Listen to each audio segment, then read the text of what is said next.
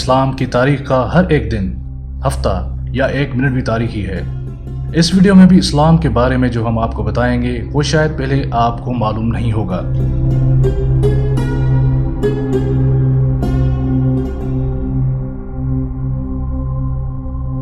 یہ عروہ بن زبیر کا قلعہ ہے، یا اس کو محل بھی کہا جاتا ہے۔ یہ جگہ وادی عقیق کے نزدیک ہے اور مسجد میقات کے راستے میں آتی ہے۔ حضرت عروہ بن زبیر مدینہ کے گورنر بھی رہ چکے ہیں، اور آپ حضرت بی بی عائشہ کی بڑی بہن حضرت بی بی اسما کے بیٹے اور حضرت ابو بکر صدیق رضی اللہ تعالیٰ عنہ کے نواسے تھے۔ آپ وہ پہلے انسان تھے جس نے مدینہ میں پہلی بار قلم کا استعمال کیا۔ آپ کے والد حضرت زبیر 10 مبشرہ میں سے ایک تھے، یعنی جو 10 لوگ ڈائریکٹ جنت میں جائیں گے۔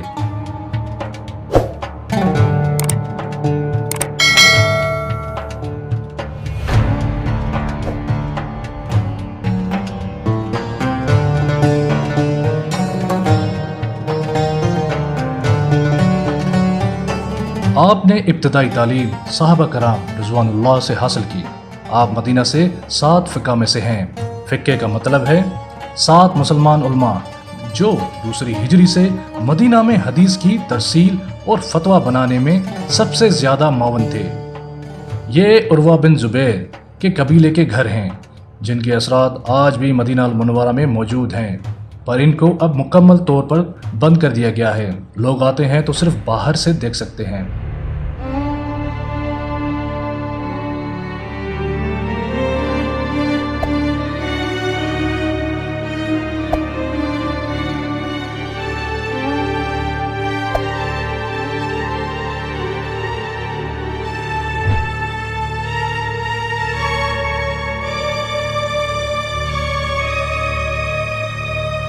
اس محل کو چند سال پہلے ہی بنوایا گیا ہے۔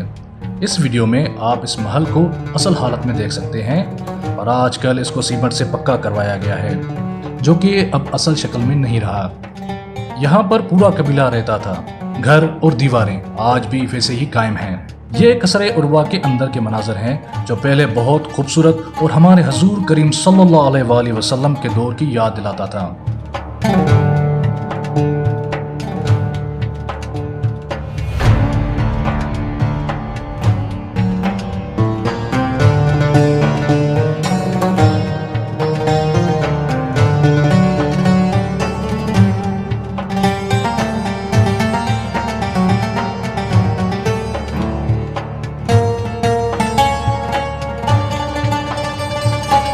کچھ سوالات اس طرح بھی اٹھتے ہیں کہ اس دور میں تو صحابہ کرام سادہ سی زندگی گزارتے تھے، تو یہ محل کیسے بن گیا؟ اور کچھ مورخین یہ بھی کہتے ہیں کہ محل تقریباً 200 سال کے بعد بنا تھا، اور ان کے بنانے کی وجہ کیا تھی، یہ اس ویڈیو کی سب سے اہم بات ہے۔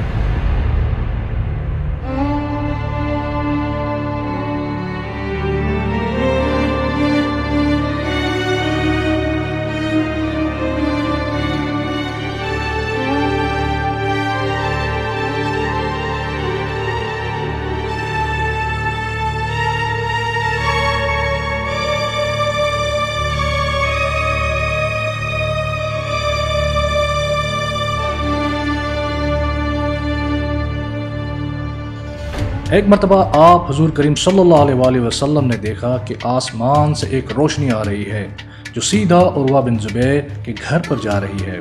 تو آپ صلی اللہ علیہ وآلہ وسلم سے کسی صحابہ کرام نے پوچھا کہ اس کی وجہ کیا ہے؟ تو آپ نے فرمایا کہ اس کا مطلب اللہ تعالیٰ نے یہ کہہ دیا ہے کہ اس جگہ جو رہ رہے ہیں وہ اللہ کے خاص اور جنت کے حقدار ہیں۔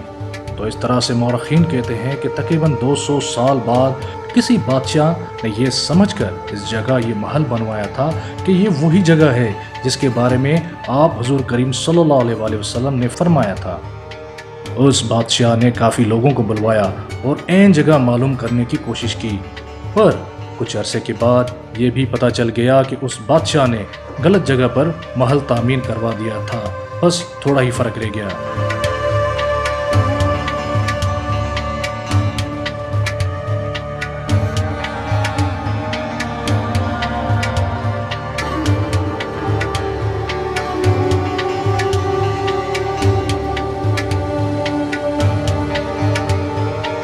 اس سے یہ ثابت ہوتا ہے کہ اللہ کے پیارے لوگوں کی جگہ کوئی نہیں لے سکتا۔ ایک بار حضرت عمر بن عبدالعزیز نے اپنے دور سے پہلے ایک واقعہ بیان کیا کہ ایک رات میں اپنے گھر کے چھت پر سویا ہوا تھا۔ ایسا محسوس ہوا کہ چند لوگ ایک ٹولہ بنا کر آ رہے ہیں اور آ کر ابلیس کے پاس رک جاتے ہیں، اور ابلیس کہتا ہے کہ عروہ بن زبیر کا لاش کون لائے گا؟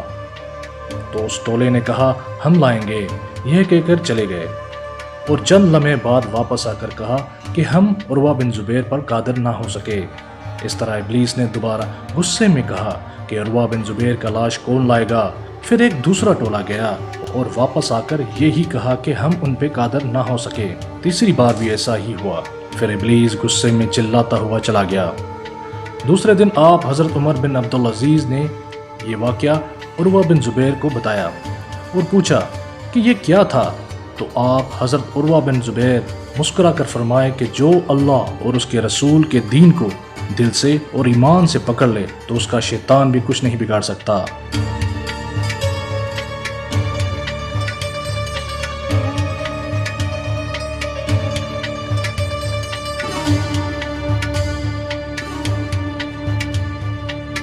آپ اسلامی تعلیم میں ایسے تھے جو آپ کے پاس خود حضرت رضوان اللہ آتے تھے اور احادیث کی ترتیب معلوم کرتے تھے۔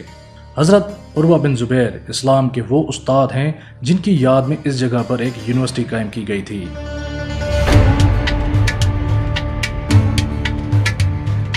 آپ نے دیکھا عروہ بن زبیر اسلام کا ہیرو، جس کے بارے میں چند ہی لوگوں کو معلوم ہے۔ ہماری کافی ایسی ویڈیو بنی ہوئی ہیں جن کی لنک اس ویڈیو کی ڈسکرپشن میں موجود ہیں۔ اس ویڈیو کو لائک اور سبسکرائب کرنا نہ بھولیے۔